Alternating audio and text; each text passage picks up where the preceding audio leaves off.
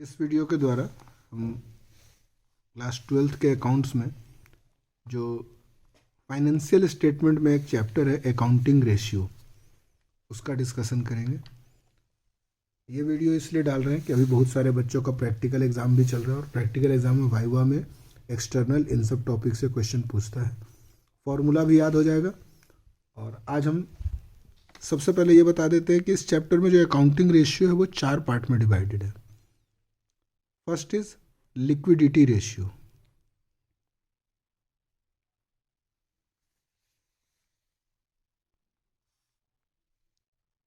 Second is solvency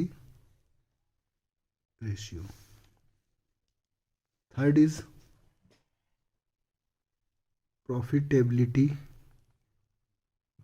ratio, and fourth is activity ratio। अभी इस video के द्वारा हम दो तरह के रेशियो का फॉर्मूला डिस्कस करेंगे। कैसे उस फॉर्मूला को याद रखना है इसका कुछ ट्रिक बताएंगे। Under the heading liquidity ratio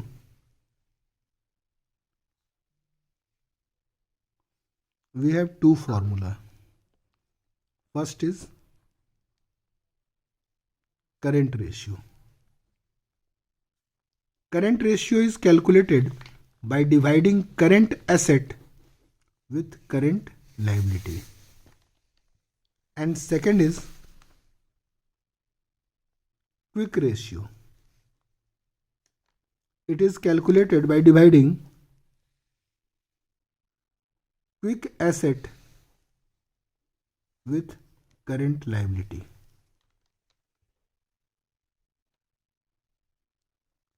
exam में कभी ऐसा क्वेश्चन 12th में नहीं आएगा कि current asset is 4 lakh, current liability is 2 lakh, find current ratio. इस करेंट एसेट को कैलकुलेट करने का, क्विक रेशियो को कैलकुलेट करने का, करंट लायबिलिटी को कैलकुलेट करने के लिए भी कुछ इनडायरेक्ट फॉर्मूला है, वो हम डिस्कस करेंगे। लेकिन उससे पहले हम सॉल्वेंसी रेशियो का कुछ फॉर्मूला डिस्कस कर लेते हैं। Solvency ratio, first formula is debt equity ratio. Debt equity ratio, इसके लिए न्यूमरेटर में डेट आ जाएगा और डिनोमिनेटर में इक्विटी आ जाएगा। पहले बच्चों को फॉर्मूला याद होना बहुत जरूरी है। Second is total asset to debt ratio. नाम से ही फॉर्मूला बन रहा है, टोटल एसेट न्यूमरेटर में, डेट डिनोमिनेटर में। Third formula is proprietary ratio. ये दो फॉर्मूला जो थे अपने नाम से ही फॉर्म हो गए थे, debt numerator, equity denominator, total asset numerator to debt denominator. लेकिन इसके लिए क्या ट्रिक है याद रखने का। अभी तक दो फॉर्मूला में हमारे पास 3 वर्ड आए, debt, equity and total asset. इसमें से डेट एक ऐसा वर्ड है जो न्यूमरेटर में भी यूज हो गया, डिनोमिनेटर में भी यूज हो गया, यानी कि अगले रेशियो में डेट का कोई यूज नहीं है। जो इक्विटी अभी तक डिनोमिनेटर में आया है, न्यूमरेटर में नहीं आया है, तो आप याद रखने का एक ट्रिक समझ सकते हो कि इक्विटी को पहले लिख दो और टोटल एसेट को नीचे लिख दो। एक फोर्थ फॉर्मूला है इसमें, interest coverage ratio. Interest coverage ratio, profit before interest and tax divided by interest on long term डेप्ट। और एक लास्ट फॉर्मूला इसमें नया ऐड हुआ है, debt to capital employed ratio. ये भी अपने नाम से ही बन जाता है, डेप्ट न्यूमरेटर में और कैपिटल एम्प्लॉयड डिनोमिनेटर में। यानी कि लिक्विडिटी रेशियो और सॉल्वेंसी रेशियो को मिला करके डायरेक्ट फॉर्मूला 7 है। इसको एकदम याद रखना है, एक बार फिर से शॉर्टकट में देख लीजिए। Current ratio is equal to current asset by current liability, quick ratio is quick asset by current liability. इसमें से आपका फॉर्मूला नंबर 1, 2 और 5 अपने नाम से ही फॉर्म हो जाता है। थर्ड के लिए मैंने अभी आपको ट्रिक समझाया था, फोर्थ आपको याद रखना है। बहुत आसानी से इसको याद किया जा सकता है और न्यूमेरिकल बनाने के लिए फर्स्ट कंडीशन है फॉर्मूला याद होना चाहिए, अदरवाइज इस चैप्टर में न्यूमेरिकल आप नहीं बना पाइएगा। अब इन फॉर्मूला के लिए कुछ सपोर्टिंग फॉर्मूला है जो कि हम एक पेज में भी आपको डिस्कस करके बता देते हैं। देखिए, जब आप बैलेंस शीट के बारे में पढ़ते हैं तो एक रिलेशन क्रिएट होता है, shareholder fund plus non current liability plus current liability is equal to non current asset plus current asset. ये तीनों टर्म हो गए इक्विटी एंड लाइबिलिटी साइड के, ये हो गए एसेट साइड के। बैलेंस शीट में आपको पता है कि इक्विटी एंड लाइबिलिटी साइड का टोटल एसेट साइड के इक्वल होता है, एक ये रिलेशन आ गया।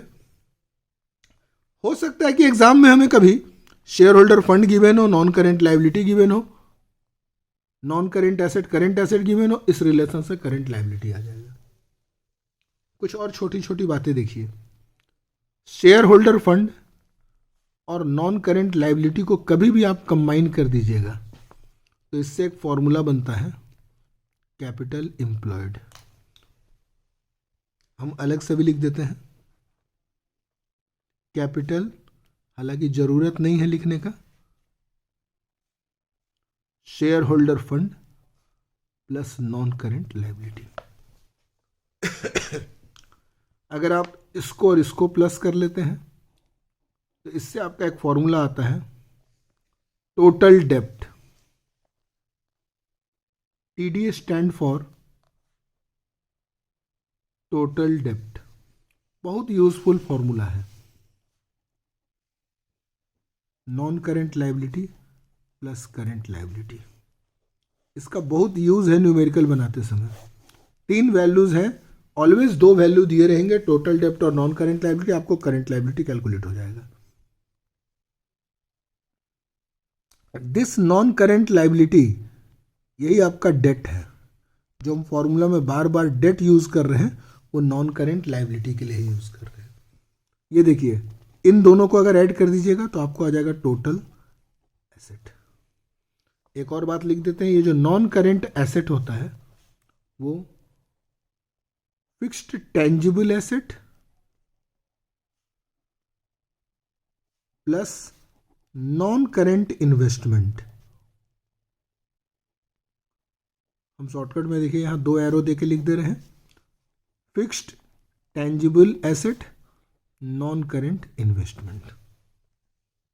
यहां पे आपको ये रिलेशन से याद रखना है। देखिए, एक रिलेशन ऐसे भी बन जाएगा आपको, अगर आपको कभी कैपिटल एम्प्लॉयड कैलकुलेट करना है तो अगर आप टोटल एसेट में से करेंट लाइबिलिटी माइनस कर दीजिए, देखिए कैपिटल एम्प्लॉयड ये दोनों मिलके होता है, आप टोटल एसेट में से सिर्फ करेंट लाइबिलिटी को माइनस कर दीजिए, आपको कैपिटल एम्प्लॉयड आ जाएगा। कभी आपको शेयर होल्डर फंड फाइंड करना है, आप टोटल एसेट में से टोटल डेप्ट को घटा दीजिए, ये शेयर होल्डर फंड अकेले हो गया इस तरफ, और ये दोनों मिलकर टोटल डेप्ट उधर जाके माइनस हो गया, तो ये भी फॉर्मूला बन गया। फॉर्मूला को इक्वेशन की तरह ट्रांसफॉर्म करके यूज करना होगा, अप्लाई करना होगा। यहां पे एक और फॉर्मूला आप सीख लीजिए वर्किंग कैपिटल का, काफी काम का फॉर्मूला है,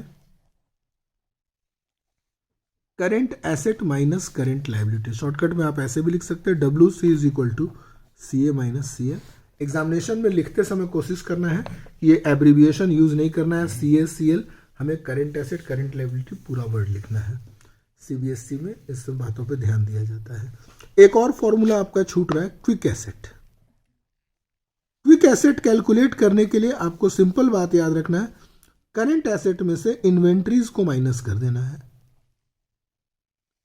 और एक प्रीपेड एक्सपेंस को माइनस कर देना है।